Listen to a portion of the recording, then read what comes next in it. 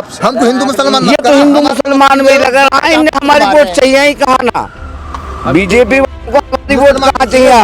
हिंदुस्तान में 70% आबादी हिंदुओं की है और वो हिंदू वोट चाहिए उनसे, उनकी सरकार बन जाती है, हमारी वोट चाहिए ही कहाँ है? इसीलिए हमको ये मारते हैं, कुचलते हैं, हमारा हर तरह से शोषण करते हैं ये लोग। मुसलमानों को परेशान बिल्कुल नहीं करता था, बिल्कुल शांत प्रिय आदमी था और गौ रक्षा भी करता था। उसका दादा था, उसके पास 200 गाय रहती थी एट ए टाइम। इनके घर में 200 गाय, तो हर दिन ऐसा कोई दिन नहीं, पूरे गांव की गायों को भी इसका दादा चरा के लेता था। ज़्यादातर 95% मुसलमानों का नुकसान हुआ है। वो तस्करों को आए दिन पकड़ रहा था, उनकी गाड़ियों को थाने में सड़ने के लिए छोड़ा जा रहा था। आज फसल चालू है, बढ़िया रोजगार है और भाईचारा का अमन का प्यार पसंद में बात है हमारे यहाँ। जो भी झगड़ा हुआ था वो भी फरीदाबाद और राजस्थान के लोग थे वो।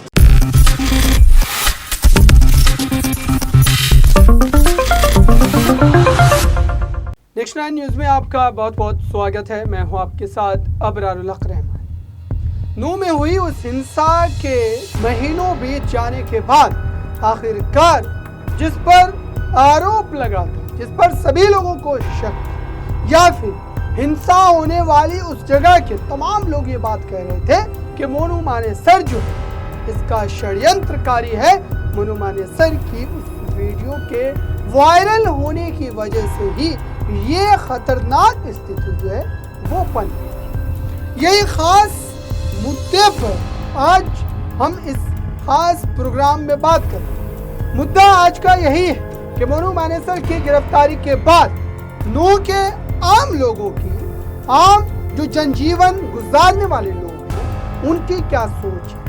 वो इस घटना के बाद, गिरफ्तारी मोनू मानेसर की होने के बाद क्या सोच। आइए सबसे पहले तो हम आपको एक खास रिपोर्ट ये दिखाते हैं कि मोनू मानेसर के पड़ोसी ने जब हमारे संवाददाता से बात की तो उन्होंने क्या क्या सारी बातें रखी और साथ ही मोनू मानेसर से जुड़ी कई ऐसी बातें बताई जो शायद आपने कभी नहीं सुनी। उनके नजरिए से समझते हैं कि मोनू मानेसर को लेकर वो क्या सोचते हैं और वो लोगों तक क्या जो है उसकी तस्वीर पेश करना चाहिए। देखिए इसे। हमारे साथ मानेसर गांव के ही और ख़ास तौर पर मोनू के पड़ोसी हैं, उनसे जानने की कोशिश करेंगे कि वास्तविक में मोनू लड़का कैसा था और जिस तरीके से उसको दर्शाया जा रहा है, जैसा मीडिया में या जो बातें चल रही हैं कि मोनू मुसलमान समाज को डराता था या सिर्फ उसका मकसद था कि गायों की रक्षा करना। अंकल आपसे जानना चाहूँगा, आपने तो बचपन से देखा होगा मोनू को, कैसा लड़का था? मतलब जिस तरीके से आज लोग उसके बारे में सोच रहे हैं कि गायों को सिर्फ बचाने वाला का काम करता था या मुसलमानों को परेशान भी करता था, या शरीफ लड़का? मुसलमानों को परेशान बिल्कुल नहीं करता था, बिल्कुल शांत प्रिय आदमी था और गौ रक्षा भी करता था। उसका दादा था, उसके पास 200 गाय रहती थी एट ए टाइम। इनके घर में 200 गाय, तो हर दिन ऐसा कोई दिन नहीं, पूरे गांव की गायों को भी इसका दादा चरा के लाता था जंगल में और उनके घर पे छोड़ देता था। अपनी तो चराता ही था, गांव वालों की और गायों को भी सेवा करता था इसका जो दादा था। बाकी चाल चलन का भी ठीक है, इंसानियत भी है, सीधा आदमी भी है। हमें तो दोषी लग नहीं रहा वो ठीक है। गायों की सेवा करता था। भाई गाय को पकड़ेगा तो वहाँ मुस्लिम अटैक करते थे, तो वह अपने बचाव में तो डिफेंस लेना पड़ेगा, अपने बचाव में तो डिफेंस लेना पड़ेगा, या फिर गवर्नमेंट ने पहले ही बंद कर देना था। भाई पुलिस भी जब तो सहयोग कर रही थी, आज क्या होगा एक दिन में उसकी, तो मेरे को लग रहा बिल्कुल भी कोई कहीं का गलती नहीं है। और पर इतना वो लीन हो गया था गायों में कि बहुत ही ज़्यादा। तो आपने देखा दर्शकों, वो लगातार यही बात कह रहे हैं कि वो कोई मुस्लिमों के खिलाफ नहीं, बल्कि वो गौ माता की सेवा करते। लेकिन आखिरकार इस घटना के बीत जाने के बाद लगातार उस पर जो आरोप लगे वो संवेदनशील है और इसी पूरे मामले को लेकर जब मुस्लिम पक्ष से बात करने की कोशिश की, जब मुस्लिम पक्ष से बात की गई तो उन्होंने क्या कहा, क्योंकि मूलभूत जो समस्या है नूह की वो यही है, पानी। और दरअसल पानी की समस्या ये कोई भारतीय जनता पार्टी की सरकार में नहीं बल्कि कांग्रेस की सरकार में थी। और इसी को लेकर हमारे संवाददाता ने सवाल पूछा तो इस पर एक व्यक्ति ने क्या अपने पक्ष को रखा और किस ढंग से रखा वो आप एक बार जरूर समझिए, क्योंकि मेन स्ट्रीम मीडिया जिस ढंग से इन तमाम चीजों को नैरेटिव सेट करने की कोशिश करता है, दरअसल वो जहन में नजर आ रहा था जब वो इस बात को रख रहे थे कैमरे के सामने। देखिए हम तो हिंदू मुसलमान ये तो हिंदू मुसलमान में लगा रहा है, इन्हें हमारी वोट चाहिए ही कहा ना। बीजेपी को हमारी वोट कहाँ चाहिए? हिंदुस्तान में 70% आबादी हिंदुओं की है और वो हिंदू वोट चाहिए उनसे, उनकी सरकार बन जाती है, हमारी वोट चाहिए ही कहाँ है? इसीलिए हमको ये मारते हैं, कुचलते हैं, हमारे हर तरह से शोषण करते हैं ये लोग। बताओ कब शोषण नहीं किया इन्होंने? जी हमका कहना है कि आप भी करते हैं, आप भी करते हैं। हम क्या ये भी करते हैं, बीजेपी वाले करते हैं हमारे साथ शोषण। आप बता दो एक नहीं, मैं तो जो सुनता हूँ हमने क्या किया? मेरा कोई विचार नहीं है, मेरा कोई विचार नहीं है। और हमारी ये जो संस्कृति सभ्यता है ना, हमसे बढ़कर एक मिनट, अरे भाई सुन, गंगा जमुनी वाले सुन ले, सुनाओ आप। हाँ मेरी सुन ले। सुनाओ। इस कौम से बढ़कर हाँ और इस धरती से बढ़कर, मेवात की धरती से बढ़कर दुनिया में ना तो कहीं एक दयालु धरती मिलेगी और ना इतने इंसाफ और प्यार वाले मेरे कौम के बराबर इंसान मिलेंगे आपके बीच में। नहीं क्या तो खड़े हो आप भी उनकी बात करते हो? उनकी बात नहीं, बात करते हो सरकार। नहीं बात दोनों पक्षों की हमेशा हमारे साथ भेदभाव आप ही के साथ। आपको दिखाना नहीं होता, इन्होंने भी किया है। देखिए आपको दिखाना नहीं होता तो आपके पास आता भी नहीं है ना। तो बात दोनों पक्षों की होगी ना। जेल में गिर देंगे। आप बताओ, आप क्या मौत की बात कर रहे थे? बात दोनों पक्षों की होगी, एक पक्ष की बात करके समाधान होगा नहीं। मेरा सवाल आपसे ये है, यहाँ मतलब ना पानी है ना कुछ है, रोजमर्रा यहाँ 20-30 आदमी मर रहे हैं। जो आप धर्म की बात कर रहे, धर्म सबसे बड़ा धर्म वो होता है जो मानवता धर्म होता है। बस यही बात होनी चाहिए और इसी बात पे वोट कीजिए, नहीं तो ऐसे ही और आगे वोट किसको करें हम? आप कैंडिडेट से पूछिए ना कि भैया पानी का क्या हुआ। तो वोट तो हम हर साल देते हैं, लेकिन आप पूछते नहीं आप है ना। किसको दिलाना चाहते हो? मैं किसी को नहीं। तो देखा दर्शकों आपने और समझा भी कि दरअसल जो आम लोग हैं वो अभी भी उन बुनियादी सहूलतों को पाने के लिए संघर्ष कर रहे हैं, लेकिन सरकारें लगातार एक दूसरे पर आरोप मढ़कर ये जो जिम्मेदारी का सेहरा है वो उतार देना चाहते हैं। और आपको लिए चलते हैं उस बुलडोजर की हुई कार्रवाई की जगह, जहां पर कई लोगों के घर उजड़ गए, कई लोगों की जिंदगी की पूरी मेहनत की कमाई जो है वो तबाह बर्बाद हुई। और वहां पर जब हमारे संवाददाता ने पहुंचकर लोगों से समझने की कोशिश की कि अब हालात जो है वो क्या सामान्य हो गए, क्या लोग अब एक दूसरे के साथ व्यापार कर रहे हैं या अभी भी उस तरीके की रंजिश जो है बनी हुई। समझिए इस रिपोर्ट तहस सब कुछ। हाँ, और ज़्यादातर 95% मुसलमानों का नुकसान हुआ है ज़्यादातर यहाँ। जी सर। तो जो आजकल मोनू मानेसर की गिरफ्तारी हुई है उसको लेकर आप लोगों की क्या प्रतिक्रिया है? आप लोग संतुष्ट हैं? सरकार की तरफ से कार्रवाई जो हुई है उसको लेकर आपके अंदर संतोष है कि हाँ जो हुआ बेहतर हुआ, या और भी मांगे हैं? जी, उसकी गिरफ्तारी पहले ही होनी चाहिए थी, अब से पहले। हाँ, ये सरकार की ढील थी जी, अब तक उसको छोड़े रखा था। उसको गिरफ्तारी पहले ही होनी चाहिए थी। जो भी यहाँ जो दंगा हुआ है अब से मेवात के अंदर, सिर्फ उन्हीं की वजह से थी जी जो दंगा हुआ यहाँ मेवात के अंदर, मोनू मानेसर की।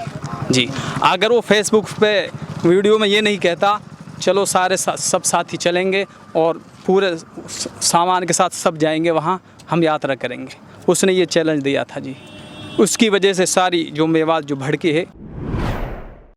तो देखा अपने दर्शकों, जो आम लोग हैं वो मात्र अपने जीवन को सफल ढंग से बिताना चाहते हैं, लेकिन राजनीति जो आम समाज है उसको ढंग से जीने नहीं।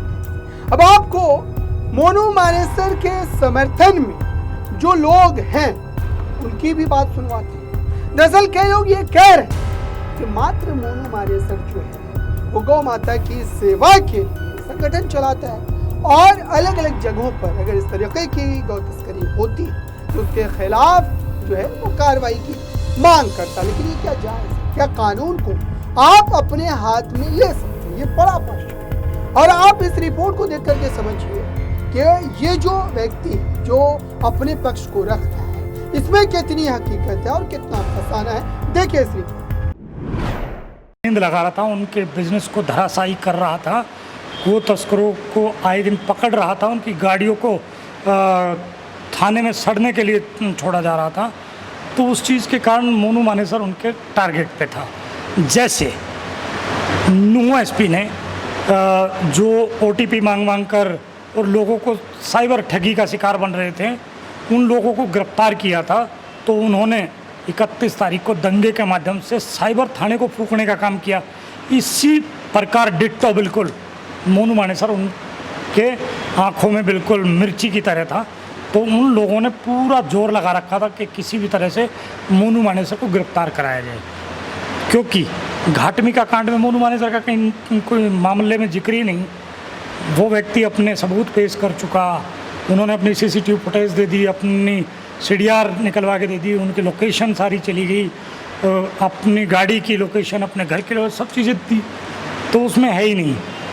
जैसे आपने बताया कि मोनू मानेसर एक तरीके से निर्दोष है, लेकिन एक जो खबरें चल रही हैं कि उनकी एक छवि जो बाहर इस तरीके से निकल के आ रही है कि वो एक अल्पसंख्यक समुदाय को डराने और धमकाने का काम कर रहे हैं, जिसकी वजह से उनके ऊपर लगाम लगाना ज़रूरी था। कई पक्षों का ये भी कहना है। देखिए, अल्पसंख्यक की बात आती है, उनमें अगर डर होता तो क्या 31 के तारीख के बाद, जैसा मैंने पहले बताया, गो तस्करी करते? नहीं करते। डर भय का माहौल अगर होता तो मामले दर्ज नहीं होते। अब मोनू मानेसर कल पकड़ा गया है, इससे 2 दिन पहले ही मोनू मानेसर की टीम ने मानेसर से 5 किलोमीटर आगे पचगांव में गाड़ी पकड़ी, गायों से भरी हुई। अल्पसंख्यक लोग ही थे वो। अगर वो इतने ही डरे और सहमे होते और मोनू उनको इतना ही मारता पीटता तो शायद मुझे नहीं लगता कि वो लोग मानेसर से भी गाय तस्करी करने की हिम्मत दिखा पाते। और सैकड़ों वीडियो आपने सोशल मीडिया पे भी देखी होगी, गुड़गांव से गाय तस्करी की मिली है। मोनू को जो छाती में यहाँ गोली लगी थी वो भी गुड़गांव में लगी थी। तो देखा दर्शकों आपने। अब सवाल ये है कि कारोबारी लोग जो हैं उस पर इसका असर कितना पड़ा है। जो कारोबारी लोग हैं वो इस पूरी घटना को लेकर के क्या पक्ष है, उनके जहन में क्या चल रहा है? क्या वो भी इस पूरे मामले की होने की वजह से कहीं ना कहीं प्रभावित हुए, या उनका कारोबार जो है वो रास्ते पर पटल पर आ चुका है? ये जो कारोबारी वाली जगह कहें या मार्केट कहें, वहाँ पर हमारे संवाददाता पहुँचे और उन्होंने दरअसल उन लोगों से बात कर समझने की कोशिश कि वो अब किस मुद्दे पर, किस मामले पर वोट करेंगे, या फिर ये जो घटना घटी ये इन तमाम चीज़ों पर भारी पड़ती है। सुनिए उनके इस बयान। बड़े बड़े व्यापारी ब्लैकमेलिंग कर रहे थे, फसल खराब हो चुकी थी, आज फसल चालू है, बढ़िया रोजगार है और भाईचारा का, अमन का, प्यार पसंद में बात है हमारे यहाँ। जो भी झगड़ा हुआ था वो भी फरीदाबाद और राजस्थान के लोग थे, वो उन्होंने भी ऑन रोड पे झगड़ा हुआ था, वो शहर में कोई झगड़ा नहीं हुआ था। शहर में भाईचारे की मिसाल बनी, किसी ने किसी के साथ कोई भेदभाव नहीं किया था। ये उन्होंने करा था, जिससे हमको प्रभाव पड़ा, हमारे रोजगार पे प्रभाव पड़ा, भाईचारे में प्रभाव पड़ा। मेवात में यहाँ पर 70% आदमी ड्राइवर है और 30% लोग किसान हैं। पानी की किल्लत की वजह से 30% लोग भी किसानी से वंचित हुए पड़े हैं। 70% जो हमारे मुस्लिम भाई थे उन्होंने भी इसी डर के, हिंदू मुसलमान का जो सांप्रदायिक दंगा हुआ था उसके कारण वो भी अपने रोजगार के लिए नहीं गए पड़े। मतलब भूखमरी बाहर के लोगों ने किया और रोजगार यहाँ का ये जी जो उन्होंने सोशल मीडिया के माध्यम से हुआ था ना, जो उसके वजह से हुआ था ये झगड़ा। ये तो आपने सुना दर्शकों, इस खास रिपोर्ट के माध्यम से समझाने का मतलब यही था कि मोनू मानेसर की गिरफ्तारी जो हुई वाकई उस घटना के बीच जाने के तुरंत बाद हुई। और अगर इतने लंबे समय को लेने के बाद हरियाणा की पुलिस गिरफ्तार करती है, कई बड़े सवाल खड़े होते हैं कि इतना समय क्यों लगा। कि जब ये घटना घटी उसके बाद अपने कई मेन स्ट्रीम मीडिया के चैनलों पर उसके इंटरव्यूज देखे होंगे, लेकिन गिरफ्तारी सुनिश्चित नहीं हो पाई। क्या इसके पीछे भी कोई राजनीतिक षड्यंत्र? और धीरे धीरे ये तमाम प्रश्न चले जाए। फिलहाल इस खास रिपोर्ट में बस इतना ही। जुड़े रहिए बड़ी खबरों के लिए नेक्स्ट न्यूज़।